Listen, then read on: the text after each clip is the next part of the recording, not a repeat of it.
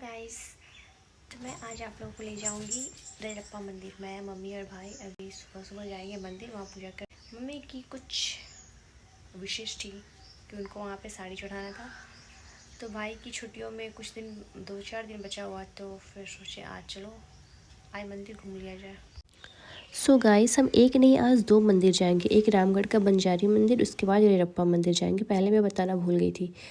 तो ये ब्लॉग में मैं दिखाऊंगी बंजारी मंदिर का, और फिर नेक्स्ट ब्लॉग में मैं दिखाऊंगी रेलप्पा का। तो मैं कहीं भी जाती हूँ तो बेसिक्स ही पता है कि ये मुगली मुझे जाने नहीं देती है, और यहाँ ये अभी भी मुझे रोक रही है, मेरे आगे प्रॉपरली आके मुझे रोक रही है कि मत जाओ।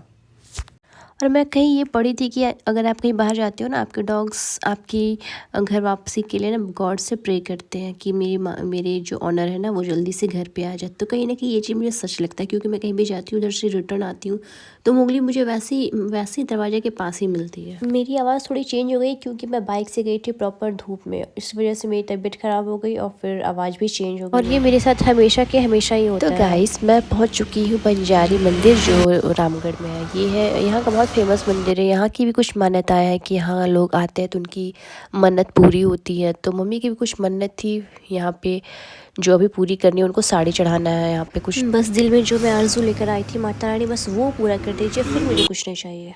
ना ऐसा नहीं कि मुझे नहीं चाहिए बट अभी ये चाहिए, बाद में कुछ और चाहिए। और हाँ, प्लीज़ माता रानी मेरे मम्मी पापा को हमेशा अच्छे से रखिएगा, हैप्पी हैप्पी हैप्पी हैप्पी जैसे कि आप रहती हो। माता रानी के दर्शन तो हो गई, लेकिन उसके अंदर एक और मंदिर के अंदर मंदिर जिसमें शिव जी और भी बहुत सारे भगवान है, नंदी महाराज भी है। और यहाँ पूजा करके मुझे इतना सुकून मिल रहा है ना, मुझे मैं बता नहीं सकती। पता नहीं कि पूजा करने के बाद दिल को एक अलग ही खुशी मिलती है, लगता है कि ऐसे कुछ मुझे अचीवमेंट हुई, कुछ नया चीज़ मिला है मुझे।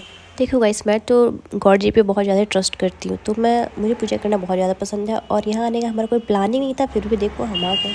वो कहा जाता है ना, जिनका बुलावा आता है वही जाते हैं।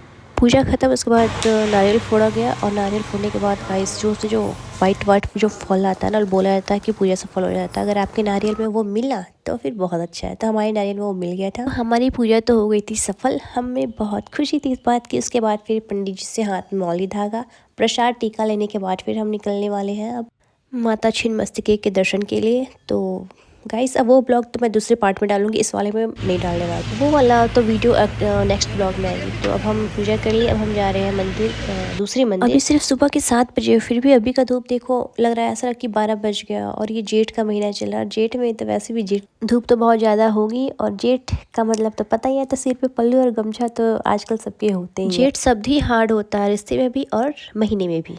तो गाइस, अभी के लिए बाय बाय। अब मैं मिलती हूँ नेक्स्ट ब्लॉग पे। तो प्लीज़ जेठ जी से बच के रहिएगा, सेफली रहिएगा, और कवर करके ही बाहर जाइएगा अपनी शकल को।